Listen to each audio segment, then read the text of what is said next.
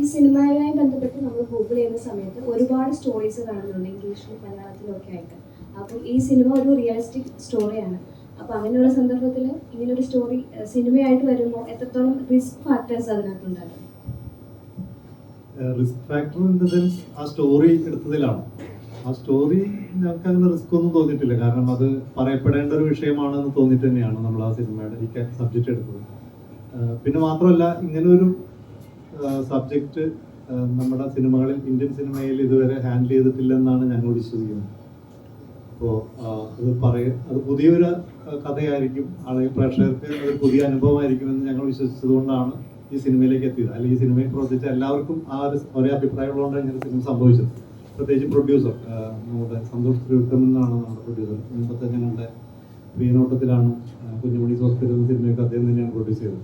ഈ ഒരു subject produce ചെയ്യാനായിട്ട് ഒരു പ്രൊഡ്യൂസറെ കിട്ടുക ഒരു ടഫായിരുന്നു. കാരണം നമ്മളൊരു ഭയങ്കര പ്ലസന്റ് മാസ് അങ്ങനത്തെ സിനിമകളൊന്നും അല്ല, വേറെ കുറച്ചൊരു ഡിഫറെൻ്റ് ആയിട്ടൊരു സബ്ജക്റ്റാണ്. അപ്പോൾ അത് അദ്ദേഹം ഇതിൽ വിശ്വസിച്ചു, ഈ സിനിമയിൽ വിശ്വസിച്ചു.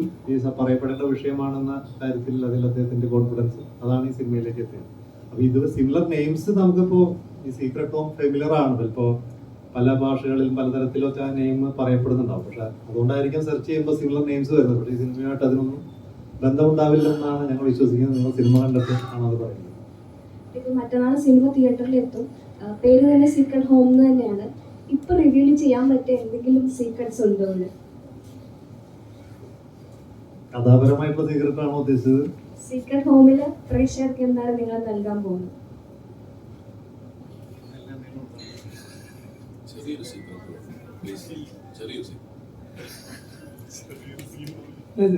ഞങ്ങൾ ആക്ച്വലി കഴിഞ്ഞ ഒരാഴ്ചയായിട്ട് റിലീസ് ചെയ്തുകൊണ്ടിരിക്കുന്ന പോസ്റ്റേഴ്സ് ഒക്കെ ചിലപ്പോൾ നിങ്ങൾ ശ്രദ്ധിച്ചിട്ടുണ്ടെങ്കിൽ അറിയാം. സീക്രട്ട് ഇസ് ലൈക്ക് ഇവരാരും ബേസിക്കലി നല്ലവരല്ല ഈ സിനിമയ്ക്കകത്ത്. ഇവരാരും നന്മയുടെ ഷെയ്ഡൊന്നും തീരെ ഇല്ലാത്ത ആൾക്കാരാണ്. അത് പിന്നെ എനിക്കറിയില്ല അതൊരു സീക്രട്ട് ഇനഫ് ആണോ എന്നുള്ള. അതെ, വിഗ്രഹങ്ങളൊക്കെ വീടുടയും അങ്ങനത്തെ സംഭവം. ശരിക്കും അപ്രിഷിയേറ്റ് ചെയ്യേണ്ടത് ഇവരെയാണ്. ഈ സിനിമയിൽ ഇവർ മാത്രമല്ല, വേറെ കഥാപാത്രങ്ങൾ ചെയ്യുന്നവര്. നമ്മളിപ്പോ ചന്തു പറയുകയാണെങ്കിൽ നമ്മൾ ചന്തുവിനോട് ഇത് ചെയ്യുമോ? അപ്പൊ ചന്തു ചോദിച്ചാൽ എന്താ അങ്ങനെ ചോദിക്കുന്നത്? ചിലർക്ക് അങ്ങനെ ഒരു പ്രശ്നമാണ്. ഇത് ചെയ്തു കഴിഞ്ഞാൽ അവസാനത്തെ ആ ഫ്രെയിമിലെങ്കിലും ഞാൻ കുറച്ച് നല്ലതാവോ? അപ്പൊ അങ്ങനത്തെ ഒരു സംഭവം ഇല്ല എന്നുള്ളത് മേ ബി അതൊരു സീക്രട്ട്, അത് കൊടുക്കുന്ന പോലെ നമുക്ക് വിടാം. എല്ലാവർക്കും നമസ്കാരം. അഭേട്ടൻ പറഞ്ഞ പോലെ തന്നെ പത്തിന് ഡീറ്റെയിൽസ് നിങ്ങൾ ചോദിക്കുമ്പോൾ പറയാട്ടോ.